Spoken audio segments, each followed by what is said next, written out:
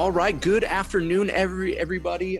My name is Jonathan Maddock. I am a trainer here at Redtail Technology, and welcome back for another Thursday webinar. This week, we're going to be talking about as your business grows, so does your team.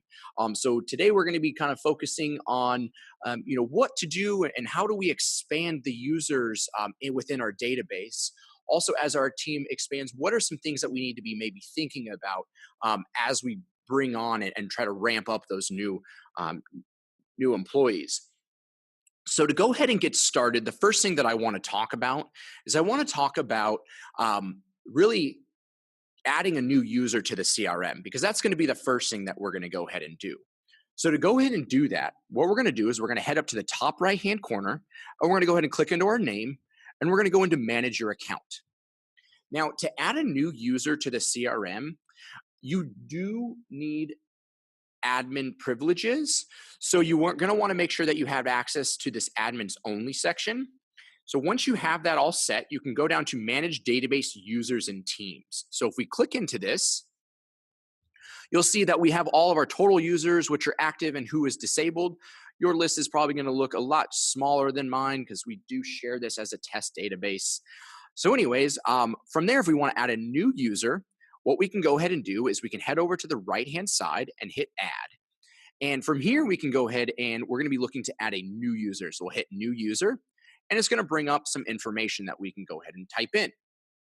So this is where you're going to want to use a username that is going to be specific to them and only them. This will also interact with all of the other users in the entire Redtail universe. So you are going to want to pick something that is unique. If it's already taken, it will prompt you to let you know that it has already been taken. So once you go ahead and put all of this information in, I advise using some sort of general password to get started to provide to your new employee, and then let them use the change password function or forgot password function to go ahead and get them an email, so that way the email is secure with only them and other people aren't able to know what their password is. Again, you'll put in a email address, first name, last name, and then you also, at this stage, you have the ability to select whether or not you want them to have admin privileges. So you just check that box or uncheck that box, and then you go ahead and move on. So once you go ahead and add that user, you'll be all set to go. It'll look something like John Boy right here. This is my username. So we'll go ahead and you'll see John Boy here, and we can see that I was given admin access and I'm an active user. Now, along those same lines, as you're adding new users, you may also want to add them to your teams. So if you're using something like client services team or advisor team, something like that, this is a great time to go ahead and add that new user to all the teams that they should be applied to. So to go ahead and do that, we can go ahead and click into the team, an existing team, and all we need to do is head up to the top right-hand corner and hit add new member. So you'll see here is John Maddox already here. We could go ahead and hit add new team member. We can find a team member that isn't part of this team, and we can go ahead and add, I think this is all of our staff, right? So everybody's already, that's maybe a bad example. Let's go back one. Let's go to client services team. So we have 5 current members. We'll go ahead and add myself. So we'll go to add team members, and we'll go and select John. And now we can go ahead and add that team member. Now he is applied to this client services team. If we go back into teams, that number should now represent 6 because we increased that number of team members. So again, one of the things that you should first and foremost get started with is giving them a username and password so that they can start logging into the CRM. Now, once that is all set, there's a couple things that I want you all to be very aware of. And the first one is a very basic foundational piece of using a CRM. And that's setting up and making sure that your database lists are set and accurate. So if you already have good practices with using your using your database lists, such as status, categories, sources, all those types of things, as long as everything is consistent and you're keeping consistent within your database for all your current users, bringing on a new user will just make that so much more easy while they try to ramp up, because there's no real gray area as to what you guys are still trying to implement or what you're trying to change. So that's one piece of advice that I would provide to you. Now, the next thing is that as you expand your your business, you may be handing off tasks to some of those new users. So what I recommend you do is take a look at applying all of the activities or any sort of activity that we may already have assigned to a current user to maybe assign to the new user that's joined our team. So to do that, what we can do is we can head back to the Today page. We can go into Activities. And I love this screen because if you're not somebody who uses the calendar, but you really want to take advantage of seeing all those activities, this is a great list or a great way to see all of a list of activities that you currently have scheduled for you or a specific team member in the database. So from here, what you can go ahead and do is you can select maybe the same position level. So if I'm coming on as a client services team member and Haley is currently a client services team member, I can see what's currently assigned to her. Clearly, we need to go ahead and do some cleanup here. But what I can then do is take a couple of the tasks maybe that I still want to get done, maybe not necessarily by Haley, but I want to go ahead and transfer over to me in this instance.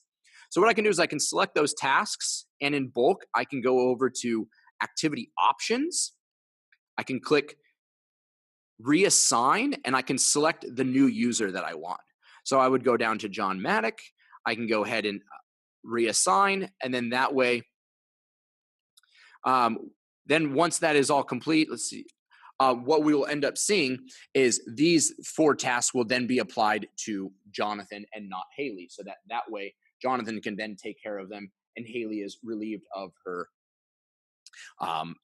tasks that she once had. So that's another way to go ahead and get started.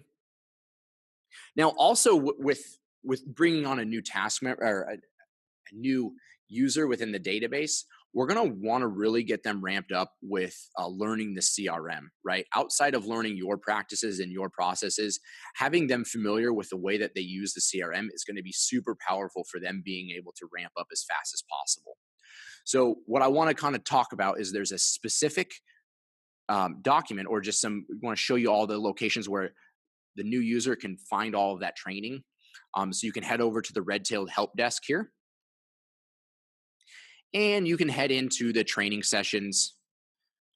And this is going to be all of the video content. Now, obviously, you guys are all on this Thursday webinar, so you probably went to the recorded live webinars and signed up for this live webinar schedule. They can go ahead and do so the same. If there's any best practices webinar series that are going to be important to you, so if you're currently using workflows or something like that, and you want them to be, very well versed in using workflows, you can take a look at a series like this. But one of the main files that I want you guys to see is the new user playlist. So if I go ahead and search this, see if I can find it. Okay, it's called the Live in 5 playlist. I love this playlist because what it allows you to do is it allows you to provide them with one document, and it's going to focus on all of the pieces that are in the CRM that will help them get ramped up and understand exactly what they need to know. So you'll see here is we can go ahead and get started with kind of taking a look at navigation, database lists. They can move on their way down to things like workflows, and as we kind of move through the to-dos, tracking history and those types of things. So we can even click into the first guide. So a first step guide, kind of taking a look at what we need to understand when using Redtail. So a lot of this is some great information to get started. You just have to know what to search for. So it's called Live in 5 playlist. Go ahead and search that, pull this up. You can provide it right to the new user and say, hey, this is what I want you to do on the first day. I need you to learn my CRM, because the sooner you learn the CRM, the more valuable you're going to become. So once you have all of that set, the user should be able to ramp up pretty quickly and get going. Now, one of the last things I want to touch on is something that is very dear to my heart, because it was something that I developed with another team member here, Haley, is the style guide. Now, this is great for not only new users, but active users as well in your database. Because what we see a lot of is we see a lot of inconsistencies when people use different lists. So if you have, I always kind of like to look at it as like too many cooks in the kitchen. So if you have too many people making different lists and they all have access to make the different, sources or whatever, you may find that one source is not applicable to another user. So you end up having, hundreds of sources or, tens of 15, 20 different sources that really aren't applying to everybody. So one of the things that we recommend you do is create a style guide. And essentially, what this is going to do is it gives a definition to every status, every category, every single field that you can think of in Redtail, you can give a definition to. So what you'll see here is this is just a example template. I'm not saying you have to absolutely use this, but what I will say is the users that I've talked to who have implemented something like this have gone from being very lackluster with their rules on their statuses to implementing something very hard and fast. And they actually, I've even seen one example of somebody not actually, he didn't actually hire an advisor because he took this so kind of laxed, and they said, hey, no, this is a very big part of our business. If you use the CRM correctly and you follow this style guide, everything should be fine. And he just kind of blew it off, and they decided, hey, you know what, this is actually not a good fit for us, so we'll go ahead and move on. So if we're having companies take this that serious, that means that it's actually working. So what you'll see here is you'll see the status. We can go ahead and give a list of all the statuses that we have, and we can give a definition to it. So what's great about this, again, I'll reiterate it, is that it removes any gray area as to when I should use a status or as when I should use a category. So then that way, as somebody comes on to, as a new user, you can say, okay, now that you understand how to use the CRM, here is all of our statuses, here are all of our categories, here are all of our sources. So anytime you add something into the CRM, if you have any questions as to how you should label it, you can go ahead and use this style guide. And again, it can be anything. So servicing advisor could be based off of a specific rep code. A keyword could be used when they have a specific account. Or you could even take a look at combinations of things like, hey, if you have a client who has a threshold of this, this much AUM, then I need it to be marked as active client with a category of AAA.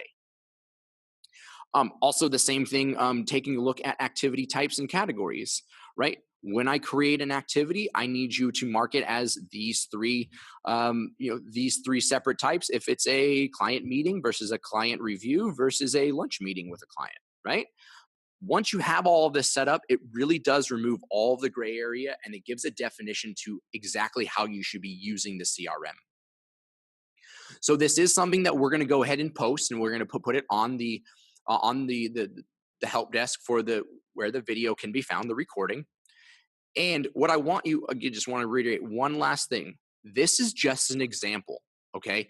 I want you all to take this and use this as a framework to go ahead and build your own and say, hey, you know what? These are the things that are most important to us: statuses, categories, all the things that are very, very common.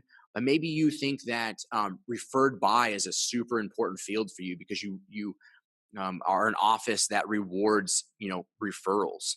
So putting that referred by field is very important to you. So put that in your style guide. Let people know that that's really important.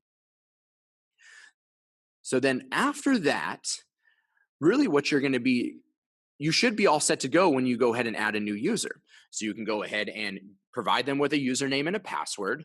Then you can go ahead and assign any new tasks that may need their attention.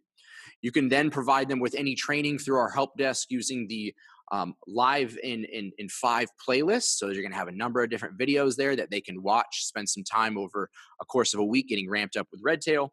And then finally, you can provide them with that style sheet that will allow them to quickly and easy find that definition of that status or find that definition of that category so that they don't always have to be yelling down the hall to find out what information is which.